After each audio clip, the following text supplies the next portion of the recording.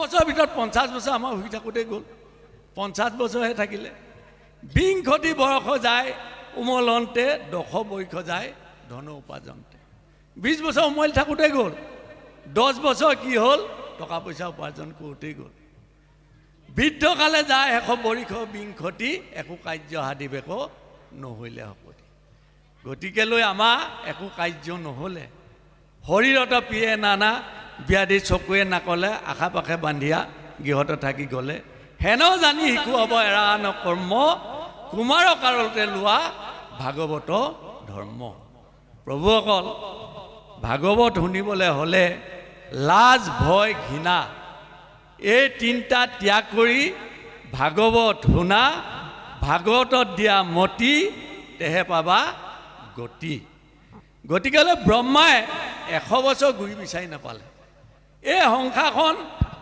এখন সাগৰ আমাৰ আয়ুসটো কিমান দিছে 100 বছৰ গতিকেলৈ এই সাগৰত আমি পদুমৰ গুৰি বিচাৰি উলিয়াব লাগিব যিসকলে পদুমৰ গুৰি বিচাৰি পাব তেওঁলোকে অনায়াসে গতি পাব পাৰিব আৰু যিসকলে গুৰি বিচাৰি নাপায় তেওঁলোকে হাত কুটি নকলে গুচি যাব লাগিব গতিকেলৈ এই কাৰণে কৈছে বহু কালৰ হেবি আজিহে তোমাক ভৈলো মই পৰিচয় বহুত দিনৰ পৰা তোমাক ভজনা কৰি আছোঁ তেওঁ উপাধি নাপায় পদুমৰ চকাত বহি অত সহস্ৰ বছৰ প্ৰভু ভগৱন্তক ধ্যান কৰিবলৈ ধৰিলে তেতিয়া ধ্যান কৰাত আজিয়ে ভগৱন্তৰ ৰূপটো তেওঁ লগ পাইছে গতিকে লৈ প্ৰভুসকল আজিৰ কাৰণে আমি সকলোৱে ব্ৰহ্মা আমাৰ দেহৰ ভিতৰত ব্ৰহ্মা আছে ব্ৰহ্ম ক'ত আছে সত্য লোকত আছে এই ব্ৰহ্মই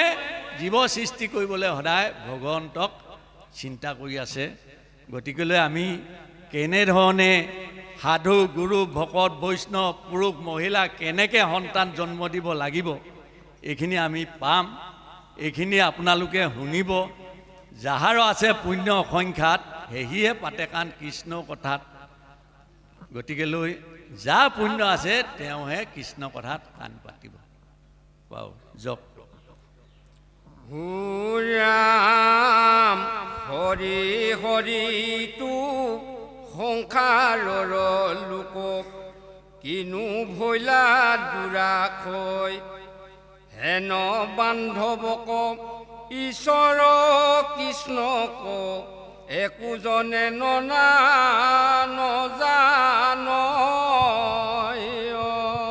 ব্ৰহ্মাই যেতিয়া ভগৱন্তৰ ৰূপটো দেখিলে দেখি আচৰিত কৰিছে যে হৰি হৰি ইটো সংসাৰৰ লোক কিনো নভৈলে দুৰাখ হয় এই সংসাৰৰ লোকসকলে কেলে ভগৱন্তক ভজনা নকৰে এনেকুৱা এজন ভগৱন্ত আছে যি কৃপা কৰা বুলি ক'লে কৃপা কৰে ভগৱন্ত সমান দয়ালু কোনো নাই সেইকাৰণে ব্ৰহ্মাই ভগৱন্তক যেতিয়া ৰূপটো দেখিলে দেখি পিনি আচৰিত হৈছে হেন বান্ধৱ ঈশ্বৰ কৃষ্ণক একোজনে নাজানো গতিকেলৈ আমি সেই পৰম প্ৰভু ভগৱন্তৰ কথাখিনি আমি বুজিব পৰা নাই জনা নাই এইখিনি ব্ৰহ্মাই মানে আচৰিত হৈছে কিয় ভকতসকলে ভগৱন্তক ভজনা নকৰে যাওক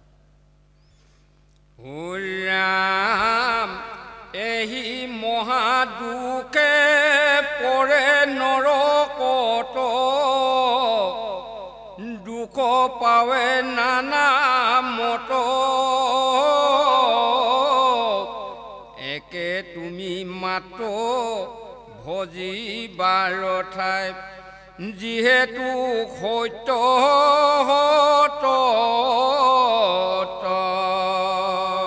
গতিকেলৈ আমি ভগৱন্তক ভজনা নকৰাৰ কাৰণে কি কৈছোঁ 7 কোটি নৰকত পৰিছোঁ এই সংসাৰখনতে প্ৰভুসকল কিছুমানৰ কোনো অভাৱেই নাই কিছুমানৰ অভাৱে আকৌ বেৰি আছে নহয়নে বাৰু কিছুমানে আকৌ ভগৱন্তক ভজনা কৰে কিছুমানে আকৌ এই বৈকুণ্ঠ পোহলে নাহে যাহাৰ আছে পুণ্য অসংখ্যাত সেয়ে পাতে কাণ কৃষ্ণ কথা যাৰ পুঞ্জ পুণ্য ছয় আছয় পূৰ্বত সেই জ্ঞানে গতি ভজি পাৰে ঈশ্বৰ যিজনৰ পূৰ্বজন্ম ধৰ্ম সঞ্চয় আছে সেইজনক কোনো লোকে বাধা কৰি ৰাখিব নোৱাৰে তেওঁ এই বৈকুণ্ঠপুৰলৈ আহিব আহিব আহিব সেই ভক্তি থকাৰ কাৰণেই তেওঁ আহিব কোনো লোকক আকৌ আনিবও নোৱাৰে গতিকেলৈ আমি যেতিয়া ভগৱন্তক ভজনা নকৰাজন এই সংসাৰখনত থাকিও নৰকত থকা বুলি কৈছে ভকতৰ পদৰেনো নলয়ে যিজন জীৱন্তে মৰণ হিতু মৃতক লক্ষ্য গতিকেলৈ যিজনে ভগৱন্ত পদৰেনো নলয় সেইজনে কি কৈছে মৰা উশাহ এটাহে লৈ আছে আমি ভকতৰ সংগলৈ যদি নাহোঁ আমিও সেই নৰকতে সোমাই থকাহে কথাহে কৈছে বাৰু ৰাম আনয় সত্যত প্ৰয়োজন নাই কহিলো কৰি নিৰ্ণয় যদি কিছু আছে বিচাৰত কোনো সিটো সত্য নৰ এতিয়া আমাৰ শাস্ত্ৰ ভাগৱতে অসত্যত যাবলৈ কোৱা নাই আমাৰ উদ্বোধক ডাঙৰীয়া অথনি স্পষ্টকৈ আপোনালোকক কলি কথাটো কৈ দিছে অসত্য অধৰ্ম অন্যায় অবিচাৰ দুৰ্নীতি ব্যভিচাৰ এইবোৰত কি আছে কলি আছে নিপতি বলন্ত কলি তোক দিলো স্থান য'তে খেলে যোৱা পাখা কৰে মদ্যপান ইষ্টি পঞ্চ শুনা গৃহস্থৰ থাকে জৈতে এই চাৰি স্থান দিলো পঞ্চগয়াতে জলকুম্ভ জুৰিহাল বাহনী ঢেকি পতা গৃহস্থৰ ঘৰে জানা এই পঞ্চ শুনা গতিকেলৈ পৰীক্ষিত ৰজাই কলি ক'ত ক'ত জেগা দিলে কলিয়ে পৰীক্ষিতে যেতিয়া অস্ত্ৰ উলিয়াই কাটিবলৈ ধৰিলে প্ৰভু মোক নাকাটিব মোৰ কিছুমান ভাল গুণো আছে তেতিয়া ৰজাই ক'লে কি ভাল গুণ আছে য'ত ঈশ্বৰৰ গুণনী চৰিত্ৰ চৰ্চা হৈ থাকে মই তাত যাব নোৱাৰোঁ য'ত ঈশ্বৰৰ গুণনী চৰিত্ৰ চৰ্চা নহয় তাতহে মই যাওঁ গতিকেলৈ নিপতি বলন্ত কলি তোক দিলো স্থান য'তে খেলে যোৱা পাখা কৰে মদ্যপান এই কামবোৰত আমাৰ অসত্যত যাবলৈ কোৱা নাই সত্যতহে যাবলৈ কৈছে আৰু আমাৰ আইসকলে জলকুম্ভ জুৰিহাল বাহনী ঢেকি পতা গৃহস্থৰ ঘৰে জানা এই পঞ্চশুনা এই পঞ্চশুনা পাপ সদায় কৰি আছে এই পঞ্চশুনা পাপৰ পৰা পৰিত্ৰাণ পাবলৈ হ'লে আমি পঞ্চযজ্ঞ কৰিব লাগিব সেই পঞ্চযজ্ঞ কি পিতৃযজ্ঞ এক নম্বৰ কথা হ'ল আমি পিতৃ মাতৃ শহু শাহু শ্ৰদ্ধা কৰিব লাগিব ভক্তি কৰিব লাগিব এক যজ্ঞ দ্বিতীয় যজ্ঞ হৈছে নিযজ্ঞ আপুনি ভাতকেইটা ৰান্ধিলে ভকত এজন পোৱা হ'লে ভাতকেইটা খায়ো ভাল লাগিলেহেঁতেন গতিকে এইখিনি ভাৱনা আহিব লাগিব আপোনাৰ ঘৰত জীৱ জন্তুবিলাক আছে তেওঁকো একোমুঠি দিব লাগিব এইখিনি কৰিলে আমি আইসকলে সেই পঞ্চযজ্ঞ অৰ্থাৎ পঞ্চশুনা পাপৰ পৰা পৰিত্ৰাণ পাব পাৰিম গতিকেলৈ আমি অসত্যবিলাক এই সদায় সৎ আচৰণ সত্যত চলিব লাগিব অন্যায় অবিচাৰ দুৰ্নীতি ব্যভিচাৰ অহংকাৰ গৌৰৱ এইবোৰত কেতিয়াও ধৰ্ম নাথাকে সেইবিলাক কলি আছে গতিকেলৈ সেইবিলাক আমি ত্যাগ কৰিব লাগিব গতিকেলৈ সত্য পথতে আমাক এই ভাগতে চলিবৰ কাৰণে পৰামৰ্শ দিছে যাওক ৰাম জানো মায়া গুণে বহু ৰূপ ধৰি তুমি খে কৰা প্ৰকাশ এহিখে নিমিত্তে সিহ বাকু দেখি সত্যৰ কিছু আভাস তেতিয়া ব্ৰহ্মাই বুজি পাইছে যে প্ৰভু ভগৱন্তই মায়া বল তেওঁ 24টা অৱতাৰ ধৰিছে মৎস্য কুৰ্ম নৰ সিংহ ব্ৰাহ্মণ পৰশুৰাম হলিৰাম বৰা শ্ৰীৰাম বুদ্ধ কল্কি নামে দশ আকৃতি ধৰিছা কৃষ্ণ তজুপাই কৰোঁ উপনাম হয়নে বাৰু 24টা অৱতাৰ ধৰিছে চতুৰ্বিংশতিন অৱতাৰ গতিকেলৈ এইখিনি ব্ৰহ্মাই আৰাধনা কৰি থাকোঁতে প্ৰভু ভগৱন্ত চব ৰূপটো দেখিছে, দেখি পিনি কৈছে সেইকাৰণে তুমি তোমাৰ যে ইমান গুণ আছে, অসত্যত থাকিবলৈ কোৱা নাই, সত্যত থাকিবলৈ কৈছে, গতিকে সেইকাৰণে তুমি এই ৰূপবিলাক ধৰি থাকা আৰু আমাক সত্য আভাসটোহে তুমি দিছা। এই বুলি ব্ৰহ্মাই তুতি কৰোঁতে এইখিনি ভগৱানৰ পৰা পাই আছে।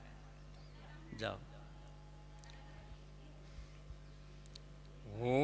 ৰাম হেন যদি বোলা তুমি নভৈলা ভালমতে পৰিচয়, যিটো দেখিলা মোহৰ ৰূপক ইটো পুনু গুণময়।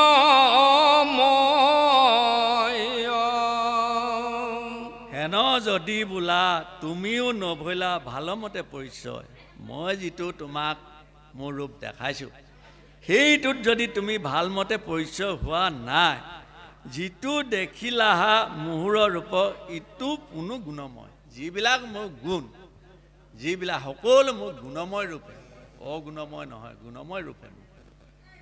যাওঁ। ৰাম নিগুণ ব্ৰহ্মাকে সত্য কৰি কহে, জগতৰ অযত লোক ইহাৰ উত্তৰ দেউৱাবে মই প্ৰাণনাথ শুনি সগুণ ব্ৰহ্ম আৰু নিগুণ ব্ৰহ্ম প্ৰভুখন। আমি ভগৱন্তক ভজনা কৰোঁতে আন দেৱ দেৱতা যদি মিহলাই পূজা কৰোঁ সেইটো হ'ল সগুণ। আৰু প্ৰভু ভগৱন্তক কায় বাক্য মন, কায় মানে হ'ল আমাৰ দেহাটো, বাক্য মানে হ'ল জিভাখন, মন মানে ইন্দ্ৰিয় বৰ্গ ৰিপু ধাতু সকলোৱে যদি এক কৰি কিনি নিগুণ ব্ৰহ্মহে তেওঁক যদি ভজনা কৰে, নিগুণ ব্ৰহ্মহে সত্য বুলি কৈছে, সগুণ ব্ৰহ্ম সত্য নহয় বুলি কৈছে। যাওঁ। ৰাম হে ভগৱন্ত একান্ত ভকত সমস্তৰে পুৰি মন, ইটো চিদানন্দ ৰূপক প্ৰকাশ কৰি আছা নাৰায়ণ। ব্ৰহ্মাই কৈছে যিসকল একান্ত ভকত, যিসকলে একান্ত ভকত অৰ্থাৎ যিসকলে ভাগৱত একান্ত মনে শুনে সেইসকলক কি বুলি কৈছে? একান্ত ভকত। আৰু যিসকলে ভগৱন্ত কথা শুনিলে আনন্দ পায়, আনন্দ পায়, তেওঁলোকহে মোৰ ভকত বুলি কৈছে। যিসকলে ভগৱন্ত কথা শুনিলে বিষয় বাসনালে মনবিলাক গুচি যায় সেইজনেই মহা দুখী বুলি কৈছে। যিজনে ঈশ্বৰৰ কথা শুনিলে পৰম আনন্দ পায় সেইজনে মোৰ একান্ত ভকত বুলি কৈছে। এতিয়া ভজনা কৰোঁতে যদি যাৰ ভাৱনা যেনেকুৱা, ভাল ভাৱনা হ'লে সন্তুষ্টি পাব, আৰু যাৰ অন্তত বেয়া ভাৱনা আছে বিষয় বাসনালে গুচি যাব, সেইসকলেই দুখী বুলি কৈছে প্ৰভু। যাওঁ। হে ৰাম আতপৰে পুনু ব্ৰহ্ম ৰূপে যিটো ভিন্ন কৰি নাহি কয়, এহি দেহন্তে আয়া জাত কৰে নানায় অৱতাৰ ব্ৰহ্ম কোনো ভেদাভেদ নাই বুলি কৈছে। ব্ৰহ্ম ব্ৰহ্মই এই দেহন্তে অহা যোৱা কৰে। প্ৰভুসকল, মানৱ জীৱনটো দুদিনীয়া সংসাৰ বুজিছেনে? বৃদ্ধ হ'লে শৰীৰৰ বল দূৰে যায়, যেন চানে অন্ন খায় নিদিলে নাখায়। আমাৰ এতিয়া বৰ্তমান গ'ল, অতীত গ'ল, এতিয়া আমি কিহত পৰি আছোঁ প্ৰভুসকল? ভূতত পৰি আছোঁ। বৰ্তমান কুলবিলাক যিবিলাক উঠি অহা যুৱক যুৱতী, এইসকলে ভাগৱত শুনিব লাগে। যিসকল উঠি অহা যুৱক যুৱতী তেওঁলোকে ভাগত শুনিব লাগে। আমাৰ বৰ্তমান গ'ল, অতীত হ'ল কিশোৰীসকল, আমি হ'লোঁ ভূত, আমি ভূতত পৰিলোঁ। বৃদ্ধ হ'লে শৰীৰৰ বলদূৰে যায়, যেন চানে অন্ন খায় নিদিলে নাখায়। এতিয়া আমি আৰু কুকুৰৰ নিচিনাকৈ দুৱাৰমুখত পৰি থাকিব লাগিব, ভাত দুটামান দিব এতিয়া, দিব এতিয়া, দিব এতিয়া বুলি বাট চাই থাকিব লাগিব। তেনেকুৱা পৰ্যায়লৈ আমাৰ আহি আছে। দন্তহৰে কেশ পকে চকুৱে নেদেখয়, এনেকুৱা দুখত থাকি জীৱক বাঞ্চয়। যিকেইটা দাঁতে আমি মচকৈ চুবাব পাৰিছিলোঁ, সেইকেইটা দাঁত আজি হুলুক দুলুক হ'ল। কিচকিচীয়া চুলিখিনি কেনেকুৱা হ'ল? মৰাপাতৰ নিচিনা হ'ল, নহয়নে বাৰু? চকুকেইটা তলকৈ দেখি থকা চকুকেইটা এতিয়া আমি নেদেখা হৈ পৰিলোঁ। সেনেকুৱা দুখত থাকি আমি জীয়াই থকাটোকে বাঞ্ছা কৰি আছোঁ, নহয়নে বাৰু? অঁ, স্নেহসূত্ৰে বিস্তামূতে পৰি থাকে ঘৰে, ভাজ্যা পুত্ৰ নোপোহয় অৱহেলা কৰে, নহয়নে বাৰু? স্নেহসূত্ৰে মানে এই শিলটো গতে, স্নেহ মানে এতিয়া শিল বুজাইছে, এইটো শিলটো গতে পৰি থাকিব, গোমুটত পৰি থাকিব। পুত্ৰ বোৱাৰী ভাল হ'লে এমুঠি দিব, ৰাতি যদি আপুনি 20টা মুঠত পৰি থাকে, এই সেইটো নিদিবি, ৰাতি বেয়া কৰিব বুলি কৈ লঘোণেও আপোনাক ৰাখিব। সংসাৰৰ এই দুখ জানিও নৰ, ভজা হৰি পাৰ যোগ্যে বিলম্ব নকৰ। গতিকেলৈ প্ৰভুসকল, আমাৰ এইখিনি দুখ আহি আছে, গতিকেলৈ আমি ভগৱন্তক ভজনা কৰিলেহে এইখিনি দুখৰ পৰা হাত সাৰিব পাৰিম। আমাৰ এই দেহাটো একো নাই প্ৰভুসকল, পঞ্চভূতি দেহা, বায়ু, পানী, মাটি, আকাশ, অগ্নি, এইকেইটা আমাৰ পঞ্চভূতি দেহাটো সৃষ্টি হৈছে। মৰাৰ লগে লগে পুৰি পেলালে পঞ্চভূতত বিলীন হৈ গ'ল, নহয়নে বাৰু? আমুকাটো ক'লৈ গ'ল বুলি ক'লে বিচাৰিলে পাবনে? যিটো শৰীৰৰ অতে কৰ্ম কৰে নানা, প্ৰাণ গ'লে হ হৈব জানা নে নাজানা? প্ৰাণটো যোৱাৰ লগে লগে হ হ'লা। কাষ্ঠ যে নথাকিব মাটিতে পৰিয়া, ইটো শৰীৰৰ অৰ্থে বোলা কি লাগীয়া। গতিকেলৈ এই শৰীৰটোৰ কাৰণে আমি চিন্তা কৰি লাভ নাই, আমি আত্মাক গতি দিয়া কথাহে ভাবিব লাগিব। দেই প্ৰভুসকল, যাওক। হুৰাম যাৰ নাভি পদ্মে ভৱনে সম্পাতো, মই ভৈলো আকি জাত, অতি নিৰুপম মহামনোৰম, ইৰূপ পাইলো সাক্ষাৎ। ব্ৰহ্মা ক'ৰ পৰা সৃষ্টি হ'ল? নাভি কমলৰ পৰা। আমাৰ জীৱ ক'ত থাকে? নাভিত থাকে প্ৰভুসকল। গতিকে ব্ৰহ্মই সদায় প্ৰভু ভগৱন্তক আৰাধনা কৰি আছে যে আমি জীৱ সৃষ্টি কৰিব লাগে। আমি সতী সন্ততি জন্ম দিবলৈ হ'লে প্ৰভুসকল, এইখিনিতে ব্ৰহ্মা কথাখিনি অহাৰ কাৰণে আমি কৈছোঁ যে সতী সন্ততি আমি দিবলৈ হ'লে সত, ৰজ, তম, 3টা গুণ, 3 প্ৰকাৰৰ খাদ্য আছে। আমি সতগুণী আহাৰ গ্ৰহণ কৰিব লাগিব। অষ্টম পোহৰ, দিনত 4 পোহৰ, ৰাতি 4 পোহৰ। অষ্টম পোহৰ আমি বাছি ল'ব লাগিব। বাছি লৈ কি কৰিব লাগিব? প্ৰথমৰ পৰা 16 দিৱস মানিবা, ইটো ঋতু কাল বুলি সতয়ে জানিবা। প্ৰথমৰ পৰা 16 দিনটো আমাৰ কি হ'ব প্ৰভুসকল? ঋতুকাল। প্ৰথমৰ পৰা 16 দিৱস মানিবা, ইটো ঋতু কাল বুলি সতয়ে জানিবা। এই ব্যৱধানে যদি অযুগ্ম দিনত কৰয় সংগম নাৰী পুৰুষৰ সং, এই বেলা কন্যাজনে জন্মে জানা বীৰবৰ, যুগ্ম দিৱসত জন্ম হৈবন্ত পুত্ৰ। গম পালেনে? যুগ্ম আৰু অযুগ্ম এই দুটা সংখ্যা। যুগ্ম সংখ্যা যেনে 2, 4, 6, 8, অযুগ্ম সংখ্যা 3, 5, 7 এইখিনি। এই মতে 16 দিৱস কৰে যিটো ৰতি, তাৰ পুত্ৰ জন্ম হৈব ৰাজ চক্ৰৱৰ্তী। গতিকেলৈ 16 দিনত যিসকল মাক বাপুকীয়ে সন্তান জন্ম দিব, সেইবিলাক সন্তান কেনেকুৱা হ'ব? মহাত্মা গান্ধী, ৰাজা গোপালাচাৰী, এনেকুৱা নৰেন্দ্ৰ মোদী, এনেকুৱা ৰাজ চক্ৰৱৰ্তী সন্তান জন্ম হ'ব বুলি কৈছে। সেইকাৰণে প্ৰভুসকল, আমি উঠি অহা প্ৰজন্মসকলে, আমি যে ক'লোঁ অথনি, আমাৰ বৰ্তমান গ'ল, অতীত গ'ল, আমি ক'ত আছোঁ? এতিয়া ভূতত আছোঁ প্ৰভুসকল। কৃষ্ণ। 4 3 গুণ 12, 4 3 গুণ 12, 3 ঘণ্টা।